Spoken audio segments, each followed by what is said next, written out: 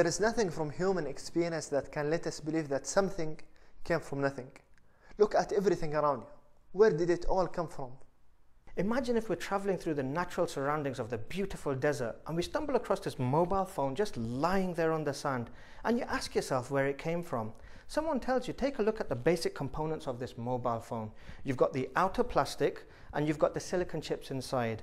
Someone tells you plastic is produced from oil and the silicon is produced from sand. And it's then explained to you that over the course of millions of years, the oil beneath the desert is caused to rise and merge with the sand, and through the heat of the sun and the heavy desert winds and strikes of lightning, these extraordinary events caused the creation of the mobile phone to occur. Just like that. Ridiculous, right? And it's ridiculous because everything about this mobile phone points to a design. It's too perfectly shaped and formed, and its features are too sophisticated for it to have appeared so randomly. Only Earth sustains life as we know it today. Everything that we know about Earth suggests that it was created to support life. The size of the Earth is immense, yet there it is floating in the universe orbiting the Sun. At the same time, it's tilting and spinning on its own axis. Just think, if the Earth was to go around the Sun any faster, we could break out of orbit and all life would end as we spun off into the vast universe. Likewise, if we were to orbit slower, we would be drawn closer to the Sun and burn up. If the angle at which the Earth is tilted was a few degrees off, then we would not have our seasons and we would suffer all sorts of disasters affecting the weather, crops, animals, and the food we rely on for survival. And what about the Moon? Have you noticed how fully it hides the Sun during a solar eclipse, even though it's nowhere near the size of the Sun and it's millions of miles away? Everything is in its place, working in perfect precision. Can you imagine what levels of calculations are required to achieve this level of precision? Just like we're not prepared to accept a mobile phone appearing in the desert through random events, there's no way the whole universe, the galaxies, the stars, its complex systems ordered with such precision occurred through events of randomness or from nothing. And the same can be said about the existence of human beings. And this brings me to something that God says in his final revelation, where he says, "Were they created by nothing? Or were they themselves the creators?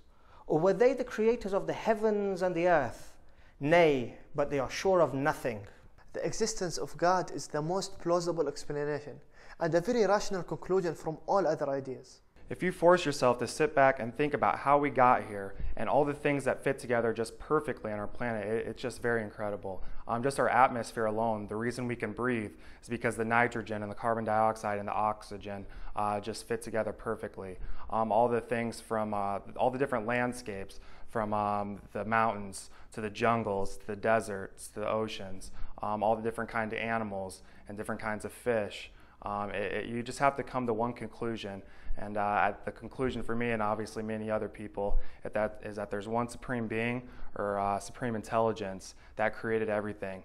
And once you come to this conclusion, you have to believe that he controls everything. And for me, it's just very, very soothing and comforting knowing this. It's perfectly rational and reasonable to link what we see in the design and the reality of order with intelligence, power, and will. It proves the existence of an intelligent and creative being, and that can only be what we understand to be God. And who is God? Well, we know about God through what God himself has revealed in his final revelation, the Quran. In it, God states, "Say, he is Allah, the One. Allah is the self-sufficient master upon whom all depend. He begets not, nor was he begotten, and there is none co-equal or comparable unto him."